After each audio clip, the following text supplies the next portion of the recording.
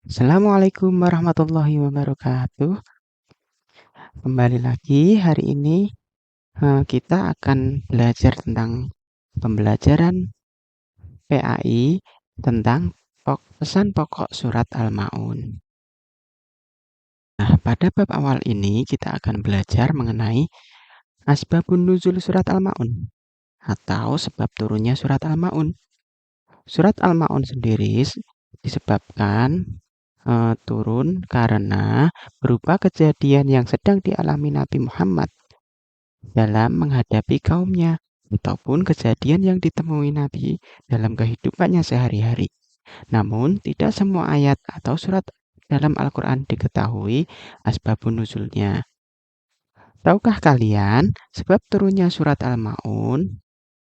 Sebab turunnya surat Al-Maun ayat 1-3 menyebutkan bahwa ada orang yang identitasnya diperselisihkan oleh para perawi, yaitu Abu Sofyan, Abu Jahal, Al-Ash bin Walid, atau orang lain, yang setiap minggu menyembelih seekor unta. Suatu ketika ada anak yatim yang datang meminta sedikit daging yang disembelih. Namun, mereka menghardik dan mengusir anak yatim tersebut.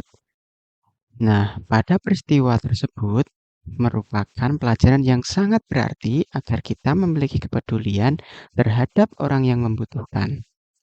Kita harus menyadari bahwa harta yang kita miliki merupakan titipan Allah yang harus dipergunakan dengan baik.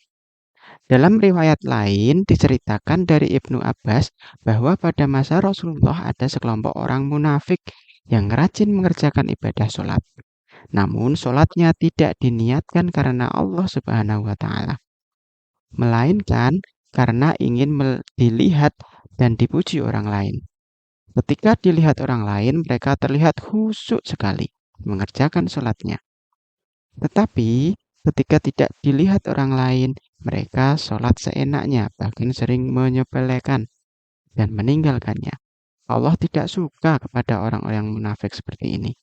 Maka diturunkanlah surat Al-Ma'un ayat 4 sampai dengan 7. Sekarang kita lihat pesan indah surat Al-Ma'un ayat pertama. Pada ayat ini Allah menanyakan kepada Nabi Muhammad, apakah engkau tahu orang-orang yang mendustakan agama? Pendusta agama juga disebut sebagai ingkar terhadap hari kiamat.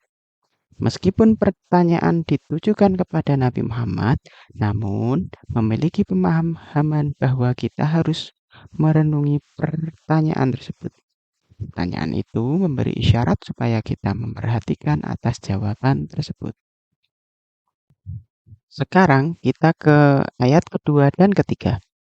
Pada ayat kedua, para pendusta agama adalah orang-orang yang menghardik anak yatim, yaitu mereka yang menyakiti hatinya, berbuat zalim kepada mereka, dan menggunakan hak mereka secara tidak adil, serta tidak peduli terhadap hidup mereka.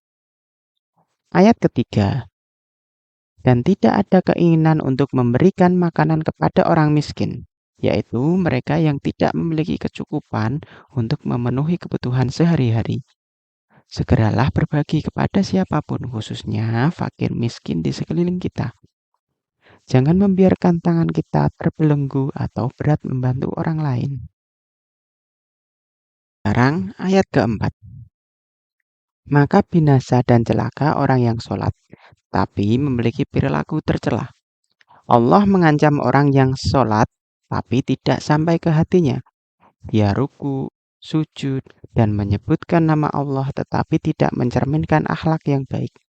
Seharusnya semakin khusyuk sholatnya, maka semakin terpujilah akhlaknya. Ayat kelima, yaitu orang yang lalai terhadap sholatnya. Di antaranya adalah malas-malasan, menyepelekan sholat, mengerjakan di luar yang ditetapkan, dan tidak memenuhi ketentuan-ketentuan. Mereka hanya sekedar sholat untuk menggugurkan kewajiban saja. Ayat ke-6, mereka orang-orang yang berbuat riya.